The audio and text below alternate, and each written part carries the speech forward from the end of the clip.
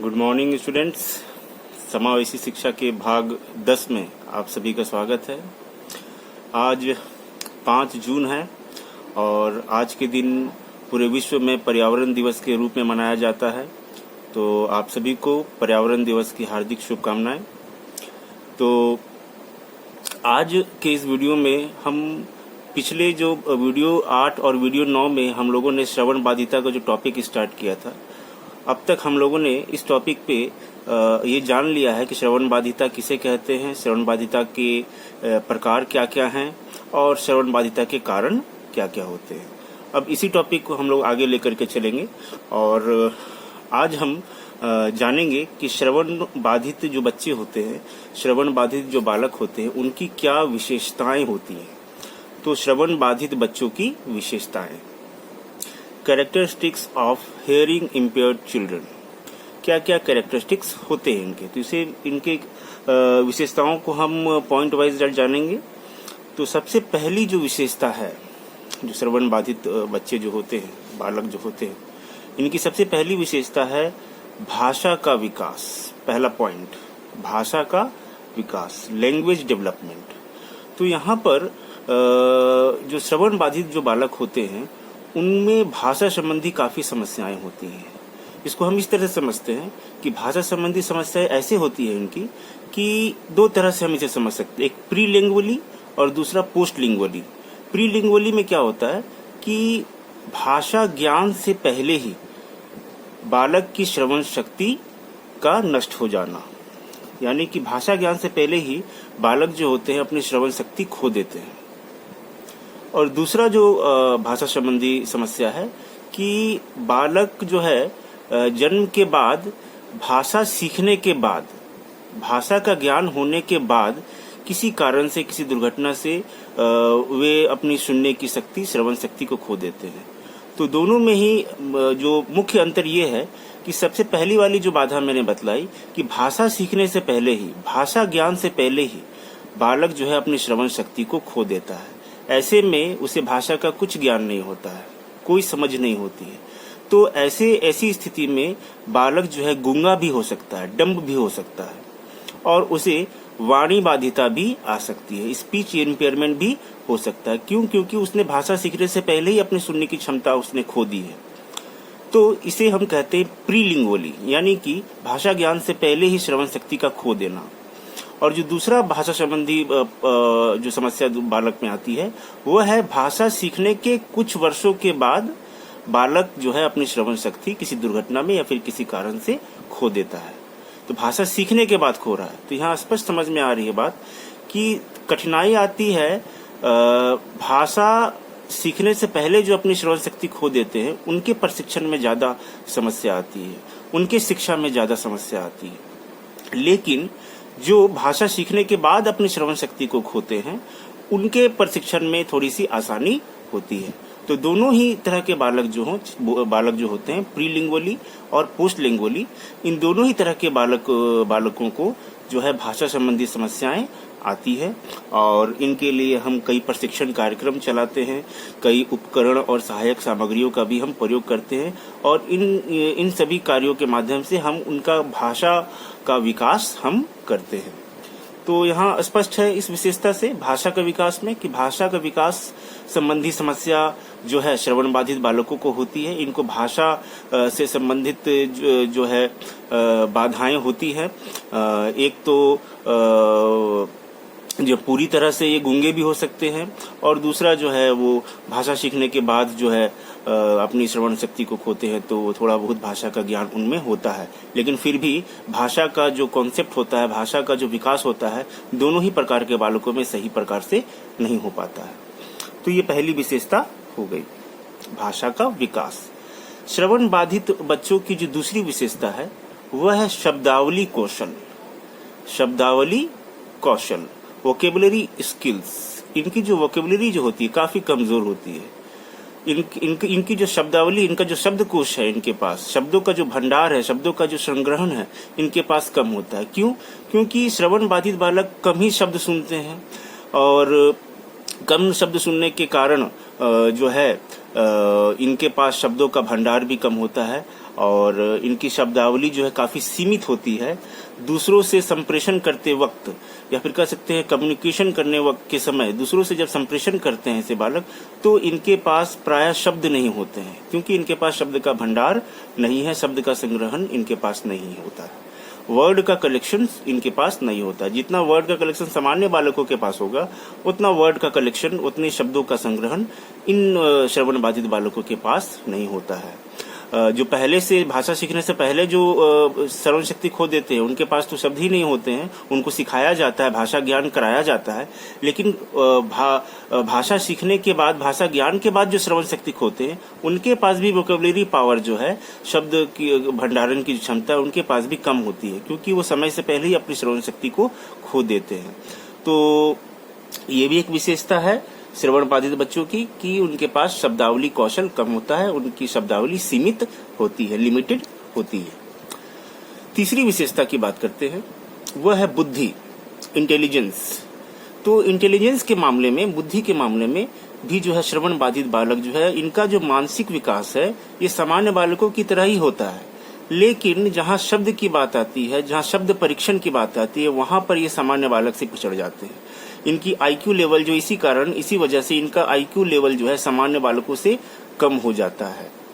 वो इसीलिए क्योंकि इनके पास शब्द ज्ञान नहीं होता, जैसे पिछले पॉइंट में मैंने बताया, भाषा का विकास नहीं हुआ होता है, इनके पास शब्द भंडार नहीं होता है, तो इनकी बुद्धि भी उसी प्रकार से ही होती है। और शब्द ज्ञान नहीं होने से, भाषा का ज्ञान नहीं होने से ये जो है अमूर्त चिंतन नहीं कर पाते, जिसे हम कहते हैं abstract thinking, non concrete thinking. Thinking दो तरह की होती है, एक तो मूर्त चिंतन, कॉन्क्रीट थिंकिंग, और दूसरी जो होती है अमूर्त चिंतन, जिसे हम कहते हैं नॉन कॉन्क्रीट थिंकिंग या फिर एब्स्ट्रैक्ट थिंकिंग कहते हैं। तो मूर्त थिंकिंग तो ये कर लेते हैं, लेकिन अमूर्त चिंतन ये नहीं कर पाते। जहां अमूर्त चिंतन का अर्थ तात्पर्य है कि जब शब्दों के माध्यम से, संकेतों के माध्यम से जब चिंतन करना हो, तो ये यहाँ पर वो असमर्थ होते हैं, क्योंकि इनके पास शब्द भंडार ही नहीं है, इनके पास भाषा का ज्ञान ही वैसा नहीं है जो कि ये अमूर्त चिंतन कर सके, शब्दों के माध्यम से चिंतन कर सके। तो ये अमूर्त चिंतन नहीं कर पाते हैं, अमूर्त चिंतन नहीं कर पाते हैं, एब्स्ट्रैक्ट थिंकिंग नहीं कर पाते हैं, तो इनका जो कॉन्सेप्ट फॉर्मेशन होता है वो भी काफी कमजोर होता है। ये संप्रत्यय का निर्माण या प्रत्यय का निर्माण ये नहीं कर पाते हैं, किसी डिसीजन तक नहीं पहुंच पाते, निर्णय नहीं ले पाते हैं, कंपैरिजन नहीं कर पाते हैं। तो कह सकते हैं कि भाषा के अभाव में इनको काफी ही दिक्कत होती है, और जिस वजह से इनकी जो ये जो विशेषता है बुद्धि, सामान्य बालकों से इनकी बुद्धि का स्तर जो है थोड़ा सा निम्न होता है, क्योंकि ये इनकी भाषा की क्षमता कम होती है, भाषा ज्ञान कम होता है, और ये अमूर्त चिंतन नहीं कर पाते हैं। अगर हम बुद्धि परीक्षण की बात करें तो आप लोगों ने पढ़ा होगा बुद्धि परीक्षण में कि बुद्धि परीक्षण दो प्रकार के होते हैं, एक वर्बल इंटेलिजेंस टेस्ट और दूसरा नॉन वर्बल इंटेलिजेंस टेस्ट। इसको हिंदी में कहेंगे शाब्दिक बुद्धि परीक्षण और दूसरा अशाब्दिक बुद्धि परीक्षण। तो दो तरह के टेस्ट होते हैं, वर्बल टेस्ट और non verbal test. Verbal test में क्या होता है, शब्दों के माध्यम से प्रश्न पूछे जाते हैं, और नॉन वर्बल जो अशाब्दिक परीक्षण जो होते हैं, नॉन वर्बल जो टेस्ट होते हैं, उसमें शब्दों के माध्यम से नहीं, चित्रों के माध्यम से, किसी संकेत के माध्यम से प्रश्न पूछे जाते हैं। तो वर्बल टेस्ट में ये फेल हो जाएंगे, वर्बल टेस्ट में इनका परफॉर्मेंस, इनकी उपलब्धि अच्छी नहीं होगी, उनकी उपलब्धि निम्न स्तर की होगी। लेकिन अगर नॉन वर्बल टेस्ट दे दिया जाए, नॉन वर्बल टेस्ट में जिसमें शब्दों का प्रयोग नहीं होता है, जिसमें चित्रों के माध्यम से और संकेतों के माध्यम से प्रश्न पूछा जाता है, तो वहां पर वे जो है अपनी बुद्धि का परीक्षण जो है अच्छे तरीके से कर सकते हैं, वहां पर इनकी बुद्धि जो है उच्च स्तर की होती है। तो वर्बल टेस्ट में फेल है और नॉन वर्बल टेस्ट में ये पास है। ठीक है, तो बुद्धि का यहाँ पर इनकी जो विशेषता मैंने यहाँ बतलाई, ये शाब्दिक परीक्षण में फेल हो रहे हैं और अशाब्दिक परीक्षण में ये सफल हो रहे हैं। क्यों? क्योंकि जहाँ शब्द की बात आ रही है वहां पर ये कमजोर पड़ जाते हैं, क्योंकि इनका इससे पहले वाले पॉइंट्स में मैंने बताया कि इनके पास शब्दावली कौशल कम होता है, शब्द का ज्ञान कम होता है, भाषा ज्ञान कम होता है। तो ऐसे में जो है यहाँ पर वे शाब्दिक परीक्षण में सफल नहीं हो पाते हैं, और अशाब्दिक परीक्षण दे दिया जाए, अशाब्दिक टेस्ट दे दिया जाए, तो ये आसानी से उसको सॉल्व कर लेते हैं। ठीक है, तो ये बुद्धि की एक विशेषता हो गई। चौथी विशेषता इन बालकों की जो होती है, श्रवण बाधित बालकों की, वह होती है व्यक्तिगत समस्याएं। बिल्कुल पर्सनालिटी प्रॉब्लम्स। इंडिविजुअल प्रॉब्लम्स इनकी होती है, पर्सनालिटी प्रॉब्लम होती है। देखिए होता क्या है कि ऐसे बालक जो है इनके पास जो है इनके पास शब्द भंडार कम होता है, तो ये शाब्दिक संप्रेषण जिसे हम कहते हैं वर्बल कम्युनिकेशन, तो वर्बल कम्युनिकेशन ये सामान्य बालकों की तरह नहीं कर पाते हैं। जिस तरह से सामान्य बालक बातचीत करते हैं शब्दों के प्रयोग के माध्यम से, उस प्रकार से श्रवण बाधित बालक सामान्य बालकों की तरह शाब्दिक संप्रेषण नहीं कर पाते हैं। शाब्दिक संप्रेषण नहीं करने से क्या होता है, इनका आत्मविश्वास जो है वो सेल्फ जो बिलीफ जो है इनका वो कम हो जाता है, आत्मविश्वास कम हो जाता है। ये अपने आप को सामान्य बालकों की तुलना में तुच्छ समझने लगते हैं, छोटा समझने लगते हैं। तो ऐसे में इनका व्यक्तित्व जो है वो इंट्रोवर्ट हो जाता है, अंतर्मुखी हो जाता है। ठीक है।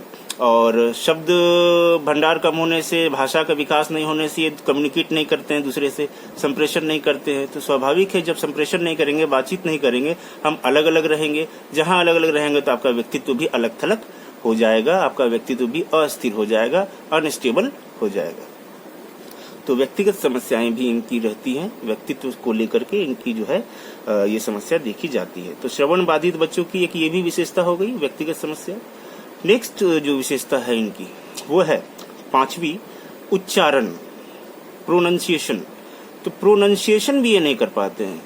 मैंने पहले ही बताया, चूंकि श्रवण बाधित बालक को सुनने में कठिनाई होती है, तो शब्द और भाषा बालक कहाँ से सुनते हैं? अपने कानों से सुनते हैं, श्रवण इंद्रियों से सुनते हैं।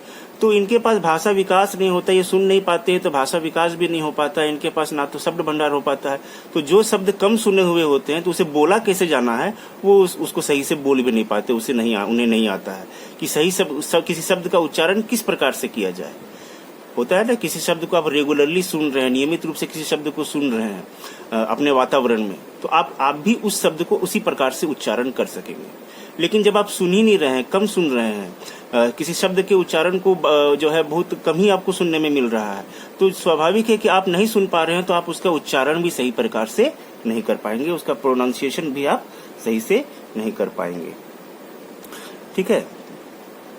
तो इनके बोले जाने वाले शब्दों में काफी त्रुटियां, काफी एरर्स होते हैं, वही उच्चारण की समस्या होती है। ठीक है।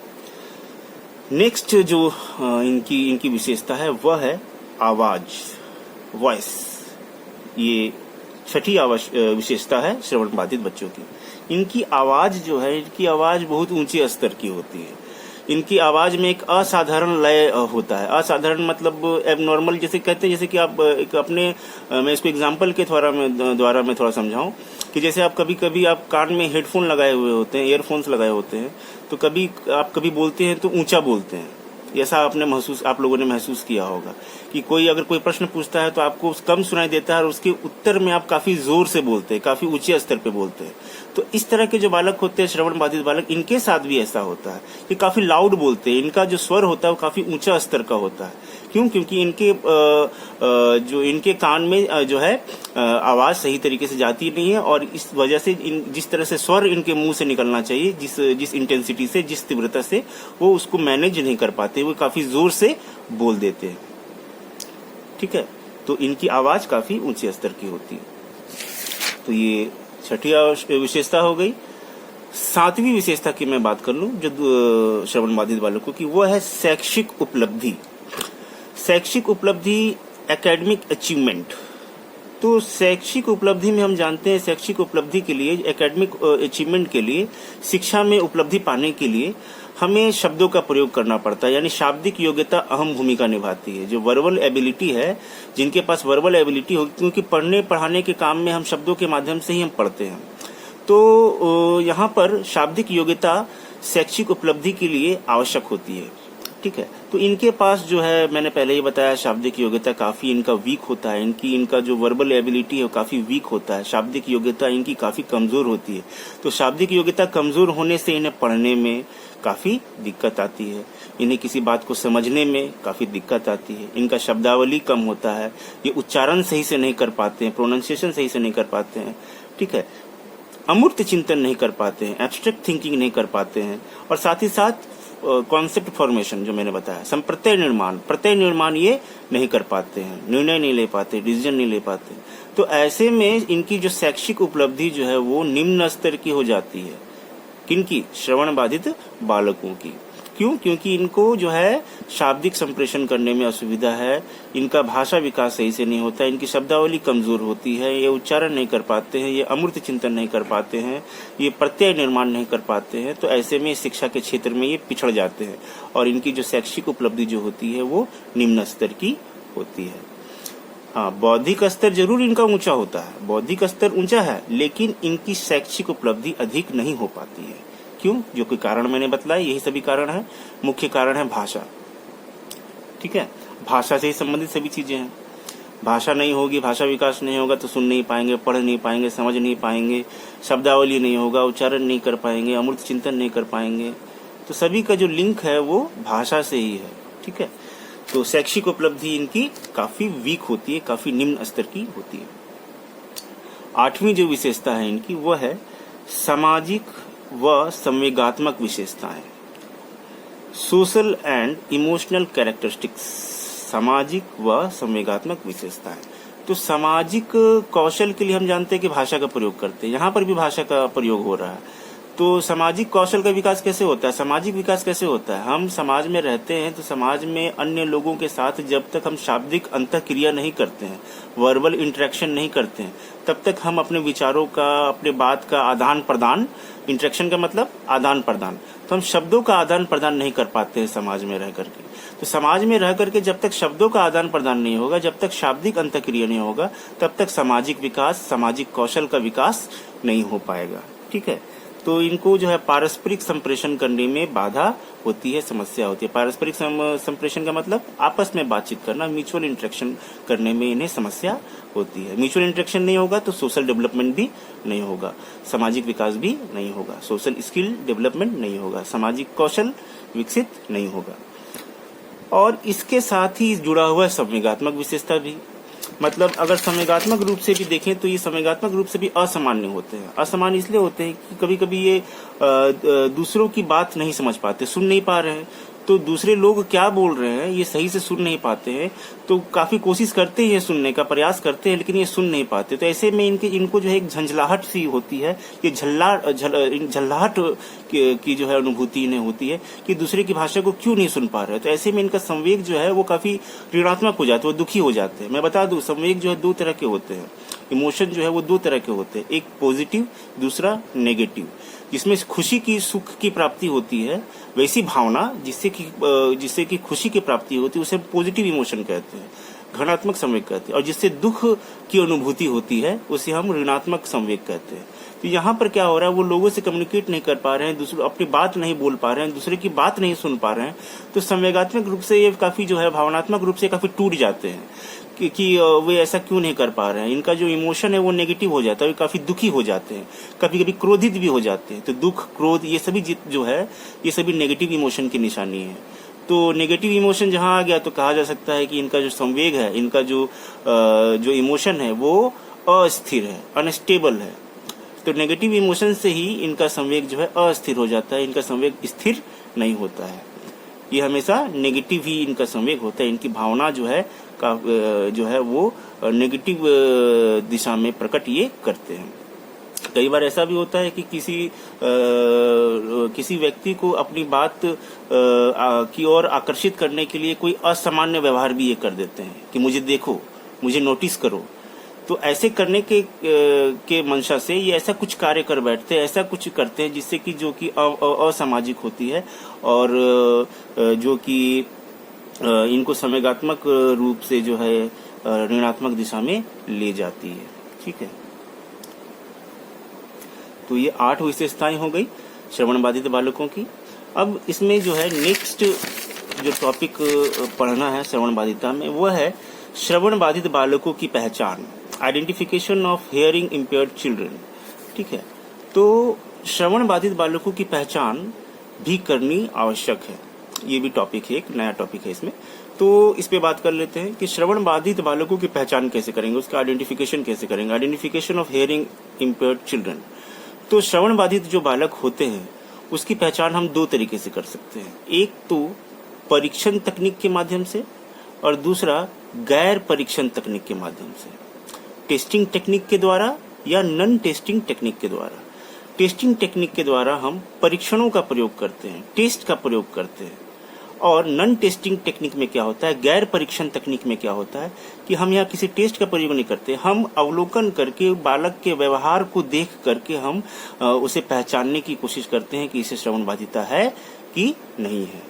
फॉर एग्जाम्पल मैं दोनों टेस्टिंग के बारे में थोड़ा सा डिफरेंस मैं बता दूं कि टेस्टिंग टेक्निक किसे कहेंगे और नॉन टेस्टिंग टेक्निक किसे कहेंगे। कहा जाता है कि बी पॉजिटिव ब्लड ग्रुप वाले जो होते हैं वो काफी महत्वाकांक्षी होते हैं, उनकी सोच जो है काफी सकारात्मक होती है। तो ये व्यवहार के द्वारा हम ये कह सकते हैं कि बी पॉजिटिव ब्लड ग्रुप वाले जो होते हैं उनके व्यवहार को हम देख के कह सकते हैं वो काफी महत्वाकांक्षी है, वो काफी उनकी सोच जो है पॉजिटिव होती है, सकारात्मक होती है। लेकिन जब तक उनका ब्लड टेस्ट नहीं करेंगे तब तक हमें पता नहीं चलेगा कि वो बी पॉजिटिव उनका ब्लड है कि नहीं है। जैसे ओ पॉजिटिव वाले कहा जाता है काफी उदार होते हैं, काफी दानी किस्म के होते हैं, काफी दानी होते हैं, ठीक है।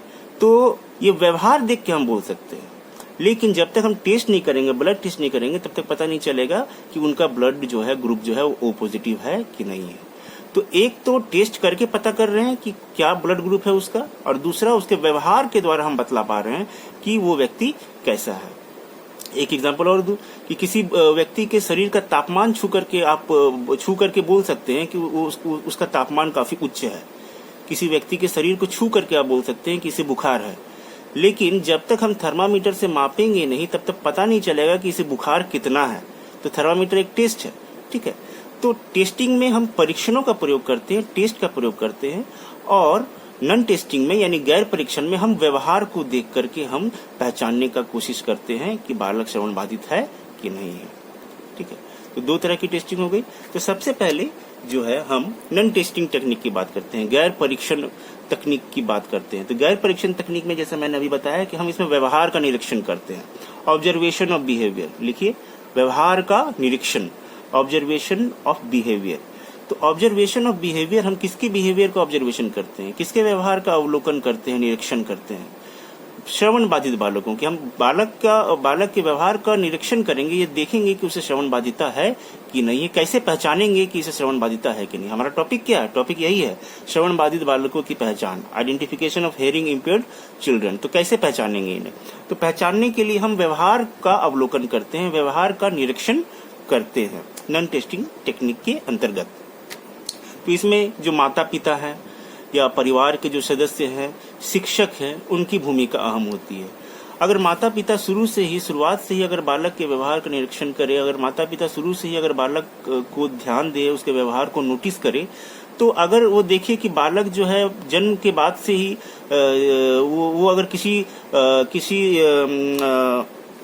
बच्चा जो है किसी आवाज के प्रति अगर प्रतिक्रिया नहीं करता है, कोई रिस्पांस नहीं करता है, किसी साउंड के प्रति कोई रिस्पांस नहीं है, किसी आवाज के प्रति कोई प्रतिक्रिया नहीं कर रहा है, तो माता पिता को तभी शक हो जाता है, बचपन में ही, शुरुआत में ही शक हो जाता है कि इसे जो है श्रवण बाधिता है और इसे सुनने में कोई तकलीफ हो रही है, कोई बाधा हो रही है। तो शुरू में पे काम प्रारंभ किया जा सकता है, ठीक है। तो एक मैं एग्जाम्पल दिया हूं मैं कि जो है माता पिता या घर परिवार के कोई और सदस्य हैं, शिक्षक हैं, स्कूल में शिक्षक पढ़ाते हैं, तो वो भी बालक के व्यवहार का अध्ययन करके, व्यवहार को देख करके समझ पाते हैं आसानी से कि बालक को जो है सुनने में असुविधा है, इसे श्रवण बाधिता है। तो जैसे कुछ मैं पॉइंट्स बतला रहा हूँ, जैसे कि व्यवहार को देख करके आप किन किन व्यवहारों को देख करके आप कह सकते हैं कि बालक को श्रवण बाधिता है। जैसे पहला इसमें पॉइंट है कि बच्चा जो है, बालक जो है, सिर को एक तरफ करके सुनने का प्रयास करता है। एक तरफ मतलब ऐसे करके, मतलब फेस को वो एक तरफ करता है जिससे कि उसे सुनाई दे। तो ये देख, जब इस तरह का व्यवहार बच्चा कर रहा है तो समझ जाइए कि इसे श्रवण बाधिता हो सकती है। उसकी पहचान इस तरीके से भी की जा सकती है। दूसरा कि कक्षा में जो भी अनुदेशन, जो भी इंस्ट्रक्शन दिया जा रहा है, जो भी आदेश दिया जा रहा है, जो भी निर्देश दिया जा रहा है, उसका पालन बच्चे नहीं कर रहे हैं। पालन बालक नहीं कर रहा है, क्यों? क्योंकि वो सुन नहीं पा रहा है, शिक्षक की बातों को समझ नहीं पा रहा है कि निर्देश क्या दिया जा रहा है। जब तक वो निर्देश को नहीं समझ पाएगा तब तक उसका अनुसरण कैसे करेगा, उसको इमिटेट कैसे करेगा। तो अगर इस तरह का भी व्यवहार अगर बालक कर रहा है तो यहाँ पर भी आप समझ सकते हैं कि बालक को जरूर श्रवण बाधिता हो गई है या उसे हो सकती है, ठीक है। फिर तीसरा पॉइंट है इसमें कि बार बार पढ़ाए गए पाठ की पुनरावृत्ति करने को कहना। रिपीट करने के लिए। कई बार क्लास में जो है, कक्षा में बच्चे जो होते हैं, एक ही पाठ को बार बार वो दोहराने के लिए कहता है, उसकी पुनरावृत्ति, रिकैपिचुलेशन करने के लिए कहता है। तो बार बार कहने का मतलब अर्थ यही है कि इसे जरूर सुनने में बाधा है, तभी ये सही से सुन नहीं पा रहा है, तभी ये बार बार रिकैप करने के लिए, दोहराने के लिए बोल रहा है। तो ये भी एक पहचान है कि बार बार पढ़ाए गए पाठ की पुनरावृत्ति करने को कहना। चौथा पॉइंट है वाद विवाद करने में संकोच करना।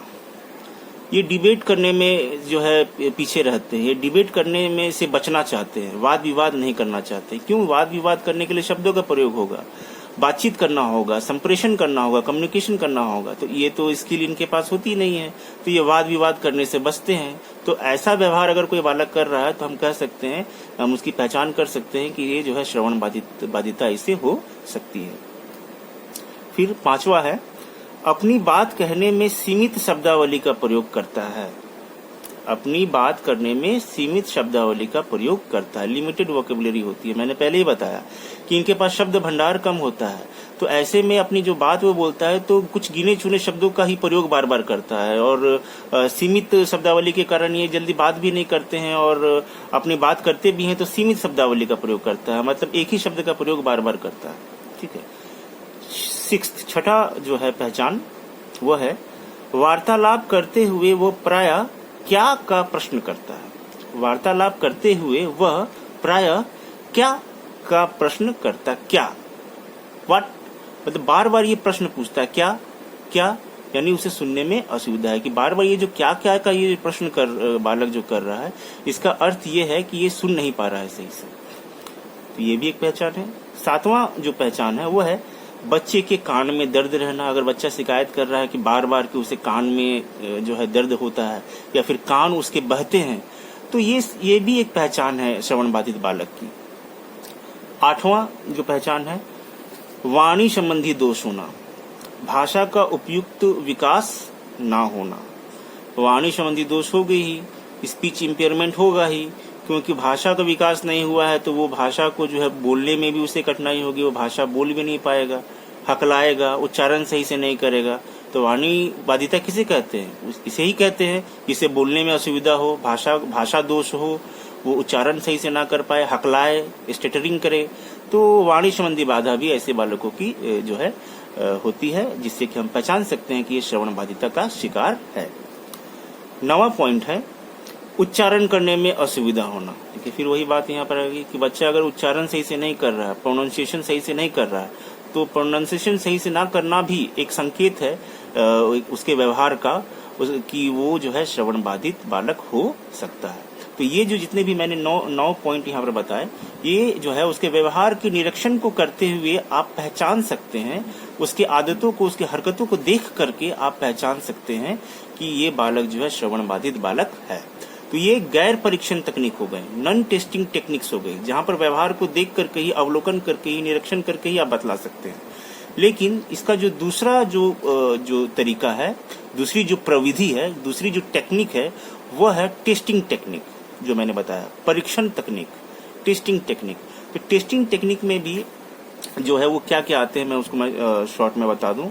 पहला पॉइंट है इसमें मनोनाड़ी परीक्षण। मनोनाड़ी परीक्षण, इसको इंग्लिश में कहेंगे न्यूरोसाइकोलॉजिकल टेस्ट। न्यूरोसाइकोलॉजिकल टेस्ट, मनोनाड़ी परीक्षण। मनोनाड़ी परीक्षण जो होता है, इसमें जो है चिकित्सक जो होते हैं, अब मैं जितने भी टेस्ट में बताऊंगा सभी मानकीकृत परीक्षण है, सभी स्टैंडर्डाइज्ड टेस्ट है। अब तक हम लोग व्यवहार को देख के पहचान रहे थे, लेकिन अब टेस्ट करके पहचानेंगे कि इसे श्रवण बाधिता है कि नहीं है। तो पहला परीक्षण जो है वो है मनोनाड़ी परीक्षण, न्यूरोसाइकोलॉजिकल टेस्ट। इसमें क्या होता है कि जो चिकित्सक जो होते हैं, श्रवण बाधिता से जो संबंधित जो नाड़ी होती है, नाड़ी मतलब जो नर्व्स होता है, जो वेन होते हैं, नर्वस सिस्टम का जो एक पार्ट होता है जिससे कि हम सुन सकते हैं, जो कि जिसका संबंध किससे, श्रवण इंद्रियों से है, उस नस से संबंध है जिसके माध्यम से हम सुन सकते हैं। तो चिकित्सक जो है उस नस का पता लगाते हैं, उस नाड़ी का जो है परीक्षण करते हैं और देखते हैं। ज्यादातर केस देखा गया है कि श्रवण बाधित बालकों में यही समस्या पाई जाती है, मनोनाड़ी परीक्षण ही पाई जाती है, ज्यादातर श्रवण बाधित केसों में ऐसा देखा गया है।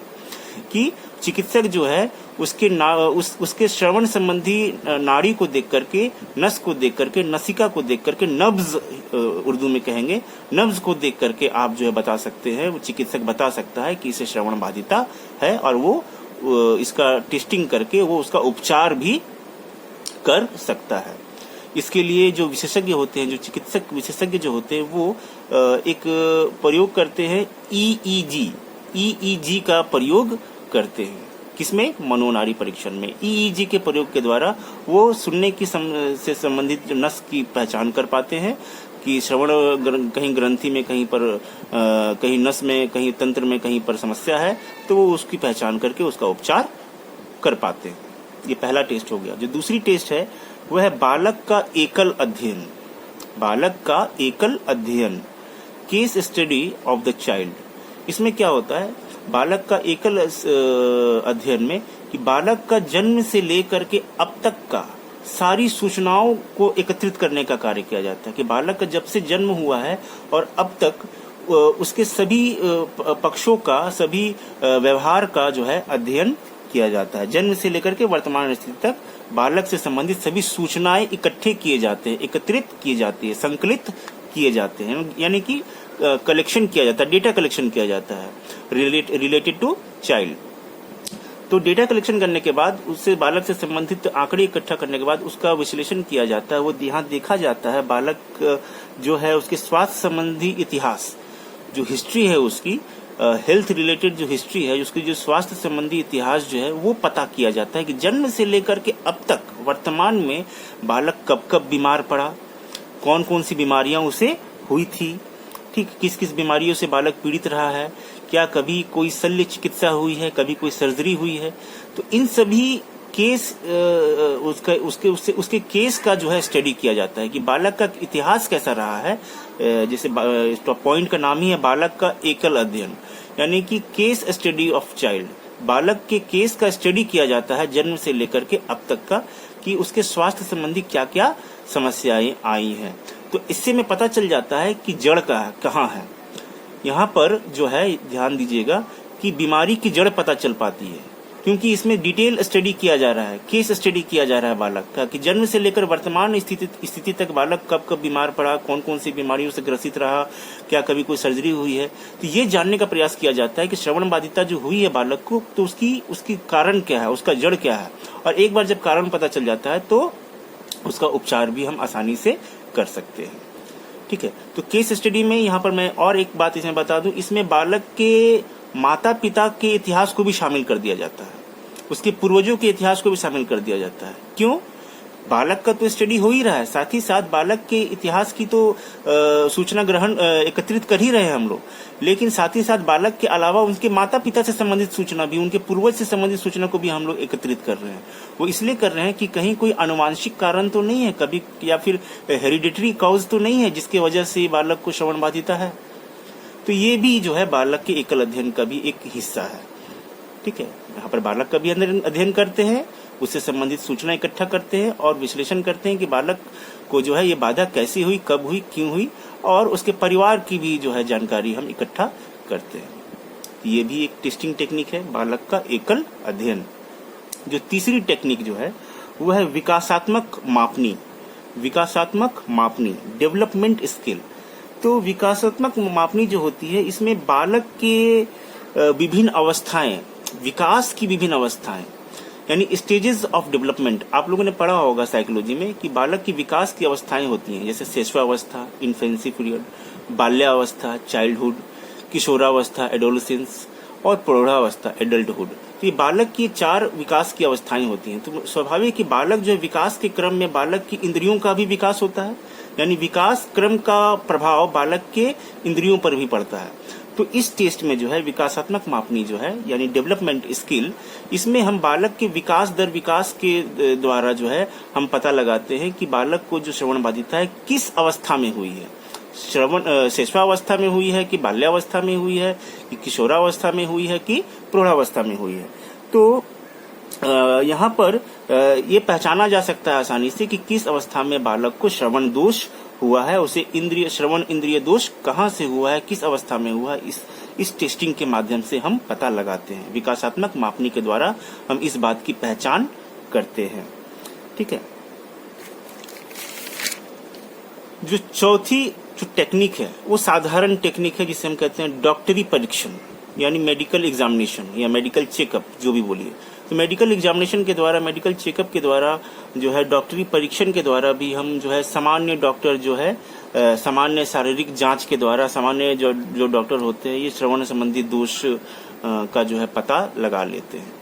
ये सामान्य प्रोसेस हो गया। हालांकि ये भी टेस्टिंग टेक्निक में ही आएगा, क्योंकि यहाँ डॉक्टर जो है वो डायग्नोस करता है कि इसे श्रवण बाधिता है कि नहीं है, वो आइडेंटिफाई करता है और फिर उसके जो है अनुरूप वो उसका उपचार करता है। तो काफी ये लंबा वीडियो हो जा रहा है, अभी भी काफी इसमें ये टॉपिक खत्म नहीं हुआ है, इनकम्प्लीट है ये। इसमें हमें अब देखना है इसका जो है लास्ट पार्ट जो है इस टॉपिक का, वह है कि श्रवण बाधित बच्चों की शिक्षा, education of hearing impaired children. तो श्रवण बाधित बालकों की शिक्षा से संबंधित एक वीडियो और बनाना पड़ेगा, तब ये टॉपिक समाप्त हो जाएगा। तो आज के लिए इतना ही रखते हैं। आशा करता हूँ आप लोगों को समझ में आया होगा। Thank you.